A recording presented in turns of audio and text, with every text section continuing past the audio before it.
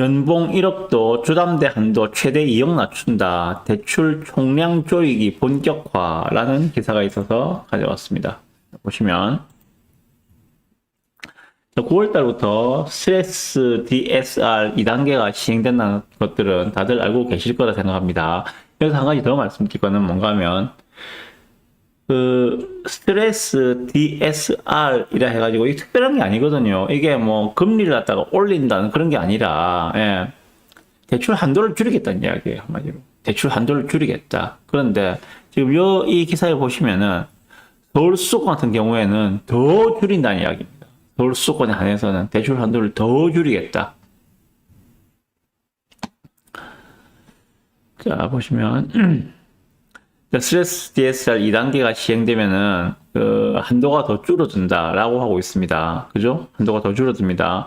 그리고 지방 아파트와 서울 수도권 아파트를 살 때 이 스트레스 DSR에 적용되는 금리가 다르게 적용되거든요. 그래서 서울 수도권 아파트를 사려고 내가 은행에 가서 대출 받고자 한다면은 지방에 있는 아파트를 살 때보다 대출 한도가 더 줄어듭니다. 예. 그게 지금 이 내용이거든요. 스트레스 DSR 2단계를 시행을 하면서 비수도권 아파트에 대해서는 0.75%의 가상금리가 적용되는 스트레스 DSR 2단계를 적용해서 대출 한도를 줄이는데 수도권 아파트 같은 경우에는 1.2%포인트의 가상금리를 적용해서 대출 금리를 더 줄인다는 내용을 보실 수가 있습니다. 그리고 또 하나, 두 번째가 뭔가 하면은 이거보다 더 겁나는 게, 스트레스 DSR보다 더 겁나는 게 그건데요. 지금 주담대 만기를 40년이 아니라 30년을 줄이겠다는 것들입니다. 그러면은 지금 원리금 균등 상환으로 해서 대출 한도가 쭉 나올 거 아닙니까? 그죠? 40년에 걸쳐서 갚게 되면은 내가 대출할 수 있는 한도가 더 늘어나요. 근데 갖다가 30년을 줄여버리면은 대출 한도가 더 줄어들겠죠. 그래서 지금 대출 규제 나오고 있는 게 두 가지거든요. 두 가지. 첫 번째가, 수도권에 대해서는 스트레스 DSR 가상금리를 1.2% 적용한다는 거. 그래서 대출 한도를 줄이고, 두 번째가 주담대 만기를 갖다가 40년, 50년짜리 상품을 갖다가 30년을 줄여버리겠다. 그래서 대출 한도를 더욱 축소시키겠다. 이 내용들이 임명에 나와 있는 내용들입니다. 그래서 뭐 이에 대해서 이제 무주택자가 더럽다는 그런 실제 실수요자들의 또 같이 뭐 묶여가지고 이런 적용들을 받게 되니까는 실수요자들이 뭐 의도치 않은 그런 불편한 상황들을 겪게 될 가능성도 있다. 뭐 그런 이야기들을 하고 있습니다. 어쨌든 지금 오늘까지 나온 내용을 기사를 갖다가 제가 합쳐서 여기 있는 거 플러스 합쳐서 말씀드렸는데 좀 그런 내용들이고, 그리고 지금 계속 나오는 이야기 중에 하나가 전세 자금 대출에 대해서도 DSR을 적용하겠다. 일단 은행 내부적으로는 DSR로 적용을 하는 것을 내부적으로는 지금 검토를 하고 있는 것 같아요. 보니까 전세 자금까지 지금 DSR을 안 보고 대출을 해주는 거는 대표적으로 전세 자금 대출, 그리고 우리 중도금 대출, 요것들은 지금 대표적으로 DSR을 안 보고 해주는 그런 대출들입니다. 근데 그런 데에 대해서까지도 이제 규제를 넣겠다는 것들이죠. 무슨 말이면 한도를 줄이겠다는 이야기거든요. 한도를 그러면은. 다시 말해서 그쪽으로 흘러가는 유동성들을 막아버리겠다. 그런 의견으로 생각됩니다. 자, 여기에 대해서 제 의견을 좀 말씀드리겠습니다. 자, 지금 두 가지를 말씀드렸는데, 스트레스 DSR 2단계 적용하면서 가상금리를 올리는 거, 그리고 대출 만기를 40년, 50년에서 30년을 축소함으로써 대출 한도를 줄이는 것들, 두 가지를 말씀드렸는데요. 자, 대출을 막으면은 어떻게 되는가? 대출을 이렇게 막아버리면 어떻게 되는가? 22년도 10월 달에 겪어보셔도 잘 아실 거라 생각합니다. 22년도 많이 겪어봤죠, 우리, 그죠? 22년도에. 맞나요? 22년 10월도 맞나요? 21년 10월 달이었나? 문재인 정부 때 21년 10월 달인가 보다.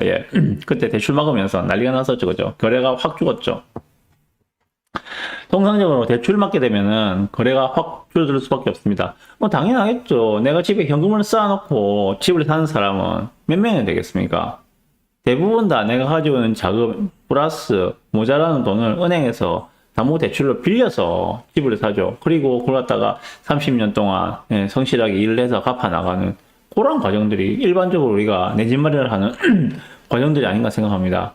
아니, 그렇지 않고 부산 같은 경우에 뭐 대략적으로 막 5억, 6억 정도 되는 아파트를 30대, 40대가 살 수 있습니까? 5억, 6억 모을 수 있습니까? 직장생활 해가지고 직장생활 10년 해서 5억, 6억을 모을 수 있습니까? 없잖아요. 불가능하잖아요.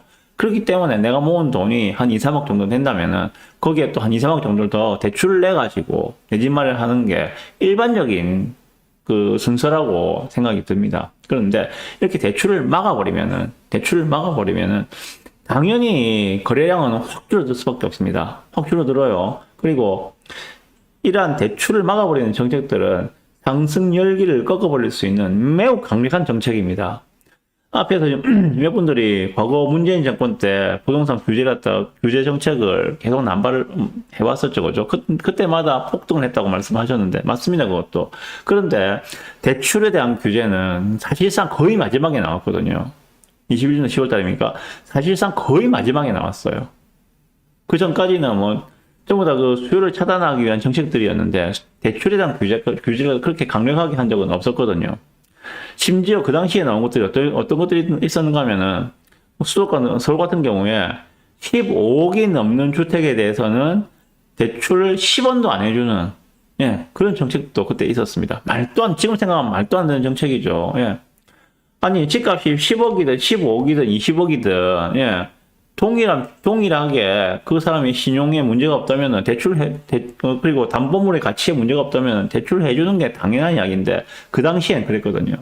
15억 넘는 주택에 대해서는 10원도 대출 안 해줬습니다. 한마디로 내 돈 없으면 사지 말라는 이야기였잖아요. 그렇기 때문에 그러면서 거래량이 확 떨어졌어요. 정말 급감을 했었거든요. 그래서 지금 나온 이 정책들이 그 당시에 뭐 15억 이상 대출 금지 그 정도까지는 아니지만은 현재 공급이 없는 상태에서 내년도 서울 공급 물량, 내후년도 서울 공급 물량 매우 부족하다는 것을 다들 알고 있잖아요. 정부의 정책 당국자들도 알고 있는 사실이고, 공급이 없는 상태에서 지금 수요를 감소시키려는 정책들이 빠르게 진행되고 있다라고 보셔야 될 것 같습니다. 그래서 이러한 정책들이 나오면서 제 생각은 그렇습니다. 단기간에 급등한 서울은 대출 규제로 좀 당분간 쉬어갈 가능성이 높지 않겠는가라고 생각합니다. 단기간에 좀 많이 급등했잖아요. 그죠? 3월달부터 시작해가지고 4월달, 5월달 거치면서 6, 7월달에 확 올라왔거든요. 항상 보면은 주택 가격이 그냥 스무스하게 우상향하는 게 아니라, 찔끔찔끔 가다가 계단식으로 상승한다 그러죠. 확 올라버리고 또 찔끔 가다가 또 확 올라버리고 이렇게 계단식으로 상승을 해버리거든요. 오를 때는 정말 걷잡을 수 없이 확 오르더라고 보니까. 이번에 경험하셨잖아요. 서울 같은 경우에. 3, 4월달 슬슬 가다가 6월달에 확 올라버렸어요. 거래량도 엄청났었고 6월달, 7월달 거래량이 엄청나잖아요. 그죠? 8월달은 거래량이 적게 안 됐지만은 7월달 거래량이 거의 뭐 9천 건이나 이야기 하잖아요. 그렇게 확 올라가면서 가격도 급등을 하는 현상들. 이렇게 지금 단기간에 급등한 서울 같은 경우에는 이렇게 규제가 강하게 들어오게 된다면은, 좀 쉬어가는 타이밍이 되지 않을까라고 생각합니다. 그렇다고 해서 뭐 올해 초에 가격으로 다시 회귀한다? 그럴 가능성은 저는 없다고 생각합니다. 그럴 가능성은 없습니다. 그렇지만은 어느 정도 쉬어가면서 그러면 당연히 이제 사연이 있는 금매들이 나올 수밖에 없으니까 가격 조정도 어느 정도는 좀 되지 않겠는가라는 생각이 들거든요. 그래서 이제 그 다음에 이렇게 이제 서울이 이제 쉬어가는 동안에 그 지금까지 상승한 그 상승의 기운들, 상승 여파들이 어떻게 진행될 것인가를 좀 지켜봐야 할 필요가 있다고 생각이 듭니다. 두 가지로 좀 보셔야 할 것 같은데, 하나는 이렇게 지금 서울 지금 상급지 신축들이 쉬는 동안에 지역적으로 외곽으로 상승 열기가 퍼져나갈 것인지, 수도권 쪽 외곽 쪽으로 퍼져나갈 것인지, 먼저 보셔야 할 것 같고, 두 번째는 상품적으로 지금은 최상급지에 신축들이 상승이 크게 나왔으니까 요게 상품적으로 중하급 상품으로 내려갈 것인지, 지역적으로 번져 나갈 것인지, 아니면은 중하급 상품으로 내려올 것인지, 요기에 대해서 좀 지켜보는 시간이 이제는 제 생각에는 뭐 9월, 10월 그 정도가 되지 않을까, 9월, 10월, 11월 그 정도가 되지 않을까라고 생각을 해봅니다. 그렇지만 분명한 그런 겁니다. 이번에 서울이 급등한 원인을 저번 주에 제가 네 가지를 말씀드렸잖아요. 거죠. 첫 번째, 금리 인하. 두 번째, 공급 부족. 세 번째, 1년 넘게 지속된 전세 가격 상승. 네 번째, 똘똘한 채 수요 증가. 이 네 가지를 말씀드렸습니다. 이 네 가지가 서울의 이번 상승장의 원인이었다고 저는 저번 주에 말씀드렸어요. 그런데 이 요인에 대한 해결들이 근본적인 해결책이 제시했습니까? 아니잖아요. 그런 상황 속에서 대출 규제만으로 집값을 잠시 붙들어 놓을 수는 있겠지만은 그렇게 엄청난 파괴력을 가지고 와서 추세 하락으로 돌리기에는 쉽지가 않을 것이다. 왜? 근본적인 방금 말씀드린 서울 상승의 원인 네 가지가 해결되지 않았기 때문에 제 생각은 그렇습니다. 그래서 당분간은 서울의 최상급지 신축들은 쉬어가는 타이밍을 가질 수밖에 없어요. 예, 그동안에 그 상승 열기들이 어떻게 퍼져나가는지 서울 수도권 외곽 쪽, 그러니까 뭐 수원, 용인, 화성, 뭐 평택 이런 쪽으로 좀 퍼져나가는지, 아니면은 서울 내에서도 지금은 그 상급지 상품만, 그러니까는 그 신축, 대단지 신축 중심으로 많이 올랐는데 그것들이 준신축, 구축으로까지 쭉 퍼져나가는지 좀 요걸 지켜볼 필요가 있겠다라는 생각이 듭니다. 예. 제가 방금 말씀드린 이 내용들이 만약에 지금 서울 수도권 투자를 고민하신다면은 체킹 포인트라고 생각합니다. 그 길목을 지키셔야 한다고 생각합니다. 예. 이렇게 두 가지 말씀드렸어요.